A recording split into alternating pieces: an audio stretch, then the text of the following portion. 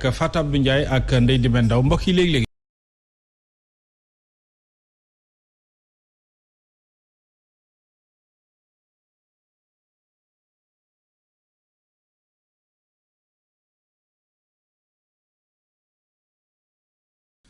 ayca mi ngi noonu ni ñu leen ko waxee woon ci introduction bi docteur dañuy tàmbaleeg yow rek ak plainte bi ñuy dégg que ne ministère de la santé et de l'action sociale dañu ko déposé contre vous par rapport ak ay propos yi nga yëkkati woon ci CTE yi ak yi ni mel ndax mën nga dikkaat ci li ni mel ak ba xam plainte bi jot nga cem déet. ok maa ngi lay bon plainte mu ngi nii. déjà plainte bi kon jot nga ci. laa koy soog a jot. donc vraiment loolu jaaxaloon na ma lu day ni ministère. di dawalay bruit ci média yi. te y avait pas une convocation. bu ma déchargé. convocation bu ma déchargé la waroon a commencé wax ne. convoqué na ma. bon malheureusement on a passé 48 heures. boo xam ne lu nekk dégg nañ ko ci. mais alhamdulilah donc la loi reste sauve. D'accord. Qu'est-ce qui s'est passé véritablement? Ce qui s'est passé véritablement, c'est que votre collègue Ibra Kane m'a invité au grand jury de ITV. Et il m'a posé la question que Madiambal Diagne a dit que des CTE ont été fermés et le matériel vendu. Est-ce que c'est possible? Je lui ai confirmé que c'est possible. Ça fait des années avant les CTE que du matériel médical de l'État est vendu à travers toute la sous-région. Et que vous confirmez actuellement que ne li nga waxoon jugoo ci yaa ngi ci ba léegi. ma ci c'est dëgg je reste dans mes bottes comme disait un de vos collègues xaw ma bot xaw ma ne ko mais maa ngi dëgëral li moo xam ci tëjoon laa ko teg. ñaari boîtes yi. c'est un produit qui est interdit qui doit pas circuler. benn client moo ma ko andil. ne ma boo demee ne leen kii maa ko jënd ci mbedd bi. sans ordonnance sans rien. kii mooy fentanyl c'est de la drogue. ñaari boîte la ma ci jox. ne ma boo demee ne leen maa ko jënd ci mbedd bi. kii déjà c'est une responsabilité énorme du ministère de la santé. Et de ses services pharmaceutiques. Ça on l'achète dans la rue comme des bonbons. mu ngi nii. lan la boîte yi nga yor di ko wane di faj actuellement avec les gens qui sont intubés ventilés à cause du Covid. bu leen machine bi di xam nga machine mooy respirer à leur kii mais seen cerveau du ko nangu. donc il faut nga déconnecter il faut nga nelaw pour que produit moo leen daloo dutuñ yëg dara te yàlla dimbaleen de respiration mën a ñëwaat. donc produit bi fan la jógee ba war a yegg si peut-être sur le marché. fan lay jógee d'habitude ci structure sanitaire. normalement c'est non ça c'est un produit gis nga ampoule bi boo ko utiliser ba pare amuloo droit sànni ko. ampoule bi il faut nga delloo ko dans un service pharmaceutique. boo xam ne médicament yi bu nekkee original dafa am caabeem ci biir pharmacie bi. boo ko utiliser ba pare war nga bind tur bi nga ko bind ak ordonnance am sax dafa spécial. c'est ce qu'on appelle l'ordonnance rouge des produits B. boo ko paree utiliser ampoule bi fu nga dencaat ko pour nga dem ci kii la ko jaayoon nga ne ko ampoule bi utilisation tel jour ci telle personne. dafa am kayem spécial. kii rek déjà warul circuler Sénégal. léegi nag côté produit ak côté médicament aussi yaa ngi fii man xam naa li may jënd xam naa ñi ma koy jaay xam naa fi mu jógee. au-delà de ce produit. yan preuve nga am ci kàddu yooyu nga xam ne yëkkati nga ko parce que bu ñu déggee. ministère bu ñu dénk wàllu santé action sociale.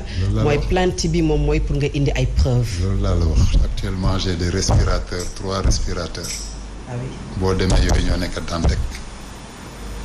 ñoom nag am na nu ñuy defee seen montage ba commandé le 10 ne la 3 la ñu soxla nga delloowaat sa 5 yi nga dem liquider ko.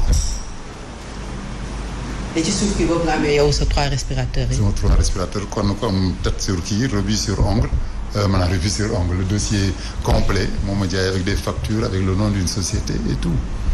La facture je paye par chèque barré donc je peux pas faire de la nu mu recellement c'est du recel c'est pas du recel. mais moom moo xam ni ñuy defee comme seen combinaison.